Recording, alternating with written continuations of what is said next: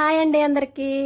మొన్న అయితే Saturday market రోజు ఫుల్ గా వర్షం పడింది. ఇక ఈ కాకరకాయలు అయితే చాలా రేట్ తక్కువకి వచ్చాయి. నేనైతే 1/2 కిలో తీసుకున్నాను. మావయ్య ఎలాగో కాకరకాయ తినరు, ఇంక తినేది నేను ఒక్కదాన్నే కదా, ఇంక వీటితోనే నిల్వ ఉండేలాగా ఏం చేద్దామని 2-3 వీడియోలు అయితే చూసాను. కాకరకాయ వెల్లుల్లి కారం అనేసి అయితే వచ్చిందనమాట. ఒకసారి ట్రై చేద్దామని అయితే ఇప్పుడు చేశాను. నేను ఇంట్లో కాకరకాయ చాలా సార్లు చేశాను గానీ హైదరాబాద్ వచ్చిన తర్వాత అయితే ఇప్పటి వరకు చేయనే లేదు. కాకరకాయలని గింజలు తీయకుండా రౌండ్ గా కట్ చేసుకుని అందులో కొద్దిగా సాల్ట్ అలాగే కొద్దిగా పసుపు వేసుకొని కలిపి పక్కన పెట్టుకోవాలి.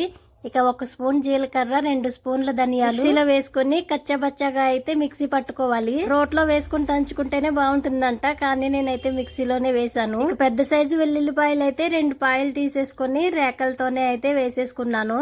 ఇక సరిపడా కారం అయితే వేసేసుకుని అది కూడా కచ్చపచ్చగా మిక్సీ పట్టుకుని పక్కన పెట్టుకోవాలి. ఇక ముందుగా కలిపి పెట్టుకున్న కాకరకాయ ముక్కలు అయితే ఉన్నాయి కదా, వాటిని బాగా కలుపుకొని నీళ్లు మొత్తం పోయేలాగా గట్టిగా పిండుకొని అయితే కాగిన నూనెలో వేసుకొని వేయించుకోవాలి. నాకైతే కాకరకాయలు బాగా లేతగా ఉన్నాయి, ఇంక మొత్తం కలిసిపోయాయి అనమాట. కానీ చక్రాల్లాగా కలవకుండా వేయించుకుంటే బాగుంటుంది. నేను ఇంట్లో కాకరకాయ కూర చేసేదాన్ని అన్నాను కదా, ఇలా చక్రాల కింద కోసుకొని అయితే ఫ్రై చేసేదాన్ని అనమాట. కూర అయితే ఎప్పుడు చేయలేదు. అలా చేస్తే మా పిల్లలు చాలా ఇష్టంగా తినేవారు. ఇక కాకరకాయ హెల్త్ కి మంచిది కదా, వాళ్ళు అలా తింటున్నారు అనేసి నేను అలానే చేసేదాన్ని. మధ్య మధ్యలో మొత్తం కలిసేలాగా కలుపుకుంటూ ఉండాలి. మొత్తం అన్ని ఒకసారిగా ఫ్రై అవుతాయి, లేదంటే ఒకటి ఉడికి ఒకటి ఉడకకుండా అయితే ఉండిపోతుంది కాకరకాయ. నాలాగా మరీ ఎక్కువగా కలిపేకండి. నేనైతే తిప్పి తిప్పి తిప్పి మొత్తం వాటిని ముక్కలు ముక్కలుగా చేసేసాను.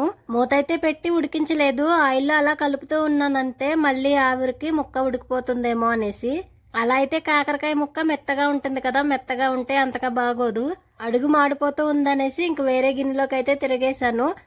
ఈ కాకరకాయ ముక్కలు అయితే ఫ్రై అయిపోయి ఇంక నేను ముందుగా మిక్సీ పట్టుకున్న వెల్లుల్లి కారం అయితే ఉంది కదా, ఇంక అది వేసేసి అయితే మొత్తం కలిపేశాను. చివర్లో కొద్దిగా సాల్ట్ కూడా వేసాను. సాల్ట్ అయితే సరిపోలేదన్నమాట. టేస్ట్ అయితే బాగానే ఉంది, కానీ కాస్త కారం అయితే ఎక్కువైంది.